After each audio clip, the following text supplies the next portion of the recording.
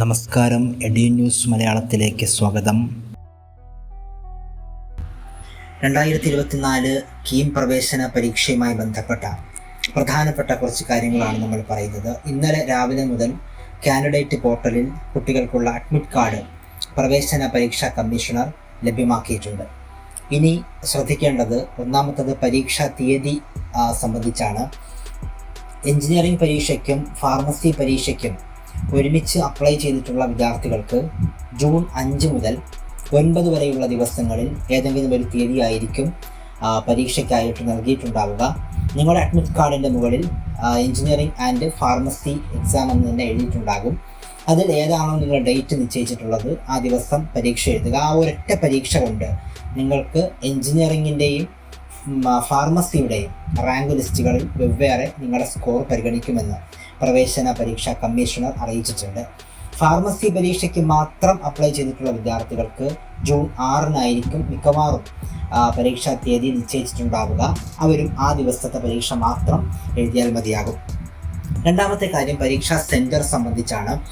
വിദൂര ജില്ലകളിൽ പരീക്ഷാ സെൻറ്റർ അനുവദിക്കപ്പെട്ട വ്യാപകമായ പരാതി ഉയരുന്നുണ്ട്.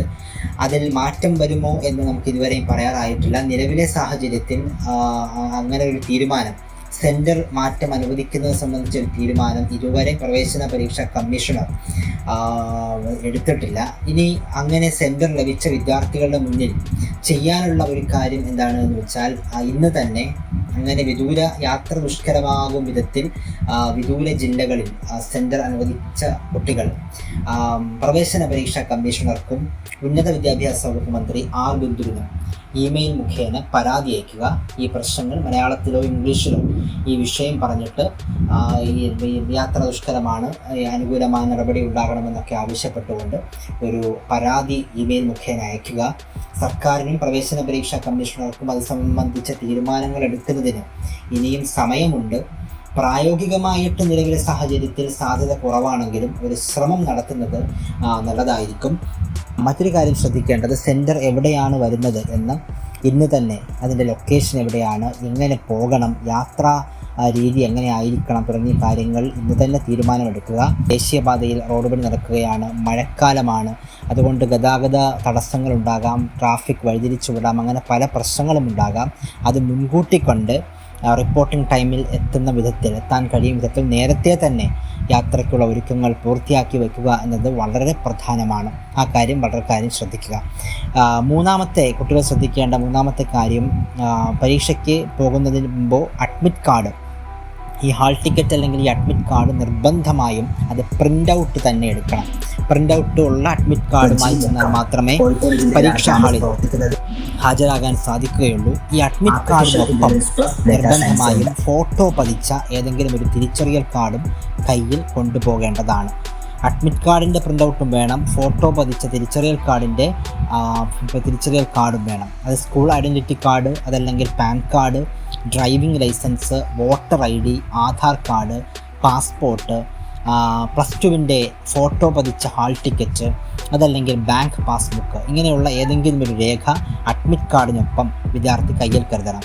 ഇനി ഈ രേഖകൾ ഒരു കുട്ടിയുടെ കയ്യിൽ ഇതൊന്നുമില്ല, ഈ ഫോട്ടോ പതിച്ച ഇങ്ങനെയുള്ള തിരിച്ചറിയൽ കാർഡ് ഒന്നുമില്ലെങ്കിൽ ആ വിദ്യാർത്ഥി ചെയ്യേണ്ടത് ഫോട്ടോ പതിച്ച് സ്കൂൾ പ്രിൻസിപ്പാളിൻ്റെ കയ്യിൽ നിന്നോ അതല്ലെങ്കിൽ മറ്റേതെങ്കിലും ഒരു ഗസറ്റഡ് ഓഫീസറുടെ കയ്യിൽ നിന്നോ ഒരു ഐഡൻറ്റിറ്റി സർട്ടിഫിക്കറ്റ് ആ ഐഡൻറ്റിറ്റി സർട്ടിഫിക്കറ്റിൽ നിങ്ങളുടെ ഒരു ഫോട്ടോ പതിച്ചിരിക്കണം. അങ്ങനെ ഒരു സർട്ടിഫിക്കറ്റ് എഴുതി സ്കൂൾ പ്രിൻസിപ്പാളിൻ്റെ കയ്യിൽ നിന്നോ ഗസറ്റഡ് ഓഫീസറിൻ്റെ കയ്യിൽ നിന്നോ സാക്ഷ്യപ്പെടുത്തി വാങ്ങിയാലും മതിയാകും. എന്തായാലും ഒരു തിരിച്ചറിയൽ കാർഡ് നിർബന്ധമായും വിദ്യാർത്ഥി കരുതണം എന്നുള്ളത് വളരെ പ്രധാനമാണ്.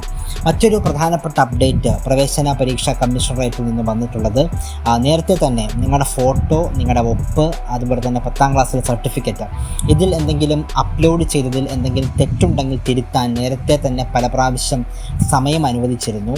അതിനുള്ള സമയം വീണ്ടും നീട്ടിയിട്ടുണ്ട്. അത് ജൂൺ 1 വൈകുന്നേരം 4 മണി വരെ നിങ്ങളുടെ ഫോട്ടോയിലോ സർട്ടിഫിക്കറ്റിലോ ഒപ്പിലോ എന്തെങ്കിലും തെറ്റുകൾ സംഭവിച്ചിട്ടുണ്ടെങ്കിൽ അത് തിരുത്താൻ സമയമുണ്ട്. അതുകൊണ്ട് കാൻഡിഡേറ്റ് പോർട്ടലിൽ കയറി അങ്ങനെ എന്തെങ്കിലും തെറ്റ് വന്നിട്ടുണ്ടോ എന്നത് സംബന്ധിച്ച് നോട്ടിഫിക്കേഷൻ വന്നിട്ടുണ്ടോ എന്ന് നോക്കണം. തെറ്റുണ്ട് വന്നിട്ടുണ്ട് അങ്ങനെ എന്തെങ്കിലും പ്രശ്നങ്ങളുണ്ടെങ്കിൽ നോട്ടിഫിക്കേഷൻ ഓട്ടോമാറ്റിക്കായിട്ട് വരും.